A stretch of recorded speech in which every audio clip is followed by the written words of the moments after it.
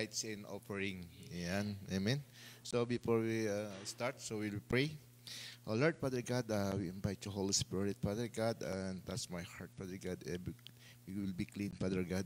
And Lord, that's sa pagpapahayag na ito, Panginoon, na ginamit mo ako, Panginoon, upang mag-exhort, Panginoon, sa pagbibigay, Father God.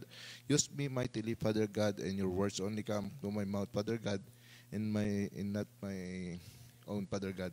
Lord, salamat, Panginoon. Ikaw, Panginoon, ang maghanda sa bawat puso ng bawat isa, Panginoon, sa pagbibigay na ito, Father God. Lord, maraming salamat. In Jesus' name, amen.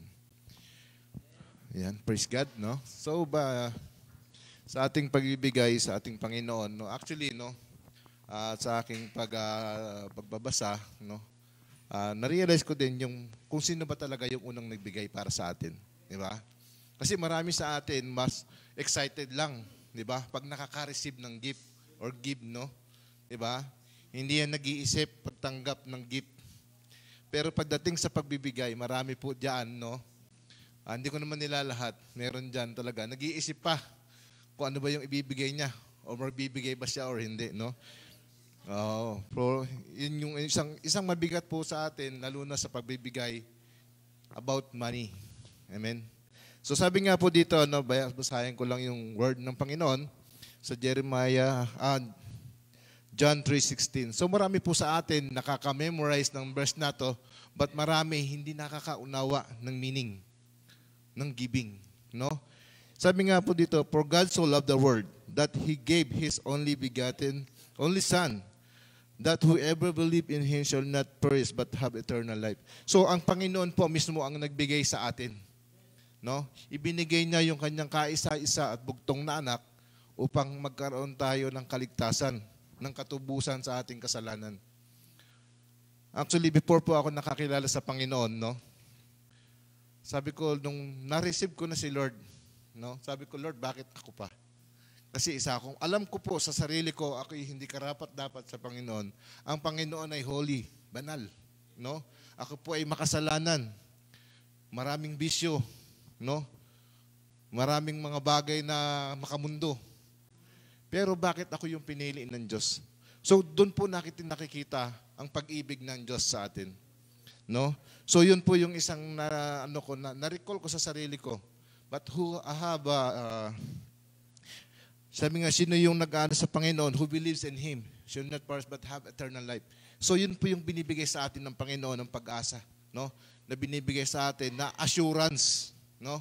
Kung tayo sasampalataya at maniniwala sa Panginoon, ay magkakaroon tayo ng buhay na walang hanggan. Amen? Wala po sa atin na ayaw nun. I'm sure. Lahat po gusto. Amen? Yun po yung nakikita natin. Marami lang gusto yung receive. Pero yung pagdating po yung sinasabi nga po dito sa Matthew 6:19-21. Huwag kayong mag-impok ng mga kayamanan dito sa lupa.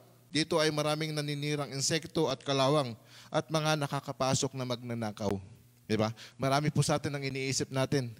Magsisave ako ng maraming money. Diba? Para makapagpurgod na ako sa Pilipinas.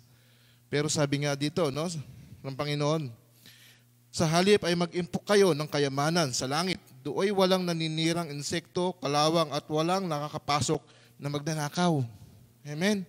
So doon po natin mag-invest. No, hindi naman po yung pagbibigay lang. Marami po sa atin nakakatulong tayo sa mga kapatid natin. Amen? Pero sabi ko nga, no, ako doon, by my experience din, marami din akong mga natulungan. No? Actually, financial, mga nakautang ba.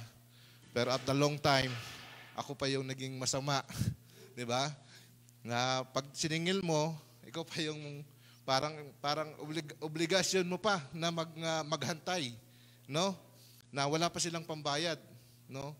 So yun po yung isang natin na sabi ko, ang tinatandaan ko yung utang ko, pero yung pautang ko hindi ko tinatandaan. No? Kasi yan po pinagkakatiwala natin sa Panginoon. Amen? At yung pagtulong po natin sa mga kapwa natin, no? Simpleng tulong lang po ay pagbibigay na po yun. At ang pinakamahalaga po para sa akin, no? By my experience also, no? Na nung hindi pa ako mananampalataya sa Panginoon, no? Lagi ako nag-work. Lagi ako nag-overtime. No? Hindi ako nagsisimba. No? Kasi yun yung yung mindset ko kasi para sa pag-earn ng money. Kasi ang focus ko para mabigyan ng magandang kinabukasan yung family ko. But sad to say, no, yung family ko lagi nagkakasakit. So yung kinikita kong malaki, lagi napupunta sa ospital. No? Pero nung makilala ko yung Panginoon, no, yung sinasabi dito sa Malakay 3:10, no, lagi po natin sinasabi ito. No? Sabi nga dito, dalhin ninyo ng buong buo ang inyong mga kasampung bahagi sa tahanan ng Diyos upang matugunan ang pangangailangan sa aking tahanan. Amen? So yun po yung sinasabi ng Panginoon. No?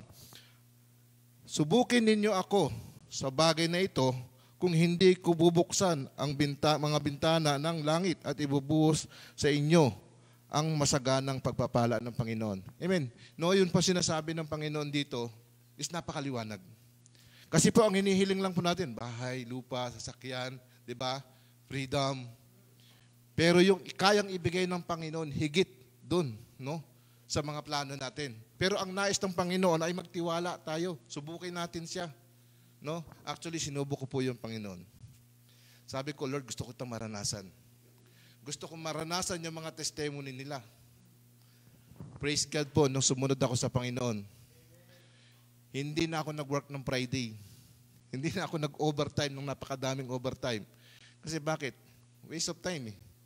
Inubos mo yung lakas mo, napagod ka, di ba? Nanghina ka.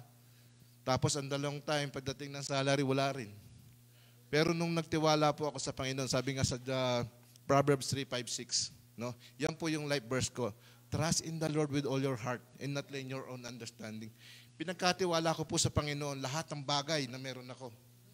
No? So halagang 1,200 real na sahod ko sa Qatar, nakapagpatayo ako ng bahay.